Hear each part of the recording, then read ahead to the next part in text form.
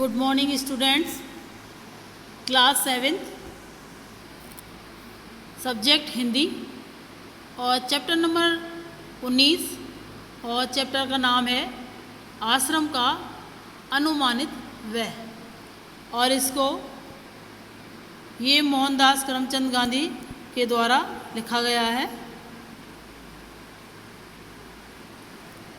इसमें बताया है कि गांधी जी ने ये एक चिट्ठी है और इसको उन्होंने एक अहमदाबाद के बहुत बड़े सेठ के लिए लिखी है।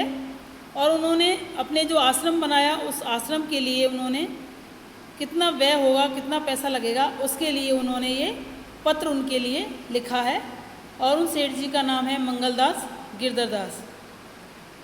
जिस तरह से अपन को कोई कार्य करने के लिए पैसा कितना लगता है, उसके लिए जिस तरह से अपन उसका हिसाब लगाते हैं, इसी तरह से इसमें गांधी जी ने आश्रम को बनाने के लिए उस सेठ जी को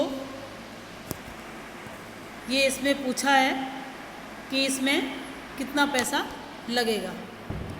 और बाकी हम पाठ में पढ़ेंगे। आरंभ में संस्था यानी आश्रम में 40 लोग होंगे और कुछ समय में इस संख्या के 50 हो जाने की संभावना है। और हर महीने औसतन 10 अतिथियों के आने की संभावना, और इनमें 3 या 5 परिवार होंगे। इसलिए स्थान की व्यवस्था ऐसी होनी चाहिए कि परिवार वाले लोग अलग रह सकें और शेष एक साथ। इसको ध्यान से रखते हुए 3 रसोई घर हों और मकान कुल 50,000 वर्ग फुट क्षेत्रफल में बने हों। सब लोगों के लायक जगह हो जाएगी। यानी उनके विचार इस तरीके से कि वह इस तरह का वो आश्रम बनना चाहिए। और इसके अलावा 3,000 पुस्तकें रखने लायक पुस्तकालय भी होना चाहिए उसमें, और उनमें अलमारी भी होनी चाहिए। और कम से कम 5 एकड़ ज़मीन खेती करने के लिए, जिसमें कम से कम 30 लोग काम कर सकें। और इतने खेती के औजार चाहिए। इनमें कुदालियों और फावड़ों और खुरपों की ज़रूरत होगी। बढ़ईगिरी के निम्नलिखित औजार भी उन्होंने होने चाहिए। 5 बड़े हथौड़े, 3 पसूले, 5 छोटी आगे हथौड़ियाँ, 2 एरन और 3 बम, 10 छोटी बड़ी छेनियाँ और 4 रद्दे, 1 सालानी, 4 केतियाँ, 4 छोटी बड़ी वेदनियाँ और 4 आरियाँ और 5 छोटी बड़ी सड़ासियाँ और 20 रतन कीलें, छोटी और बड़ी, और 1 मोगरा लकड़ी का हथौड़ा और मोची के औजार। मेरे अनुमान से इन सब पर कुल 5 रुपया खर्च आएगा। इसलिए रसोई के लिए आवश्यक सामान पर 150 रुपये खर्च आएगा। और स्टेशन दूर होगा तो सामान और को या मेहमानों को लाने के लिए बैलगाड़ी चाहिए। और मैं खाने का खर्च 10 रुपये मासिक प्रति व्यक्ति लगाता हूँ। यानी प्रति व्यक्ति पर महीने का 10 रुपये लगाया उसने खर्चा। और मैं नहीं समझता कि हम यह खर्च पहले वर्ष में निकाल सकेंगे।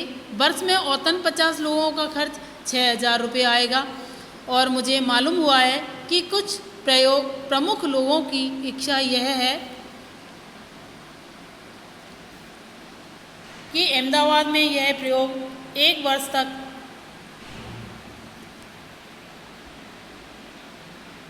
किया जाए। और यदि ऐसा हो तो अहमदाबाद को पूरा बताया गया सब खर्च उठाना चाहिए। मेरी मांग तो यह भी है कि अहमदाबाद में पूरी ज़मीन और मकान सभी दे दें, तो बाकी खर्च में कहीं और से या दूसरी तरह जुटा लूँगा। अब चूँकि विचार बदल गया, इसलिए ऐसा लगता है कि ये 1 वर्ष का या इससे कुछ कम दिनों का खर्च अहमदाबाद को उठाना चाहिए।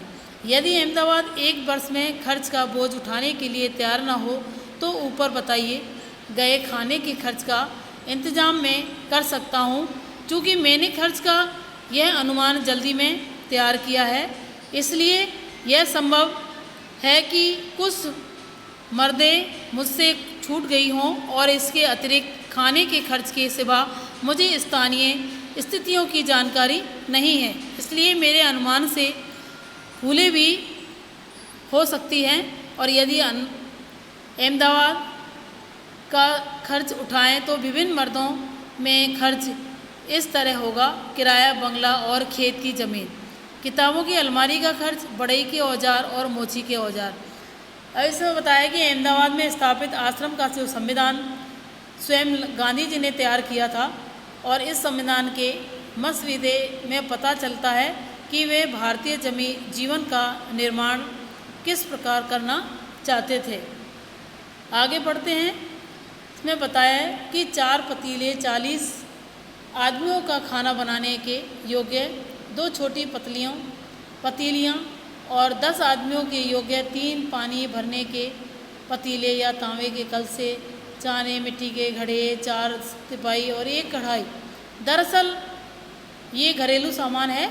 इसमें ये बताया है कि 10 रत्न खाना पकाने योग्य, 3 कराड़ियाँ, मतलब ये सभी इसमें क्या क्या चीज़ की आवश्यकता होती है वो सब इन्होंने इसमें बताया है। औजार हैं, खेती के औजार हैं, और चारपाई हैं, गाड़ी हैं, और लालटेन हैं, 3 कमोड हैं, 10 गद्दे हैं। मतलब इस तरह से उन्होंने इस सामान के लिए ये लिस्ट बनाई।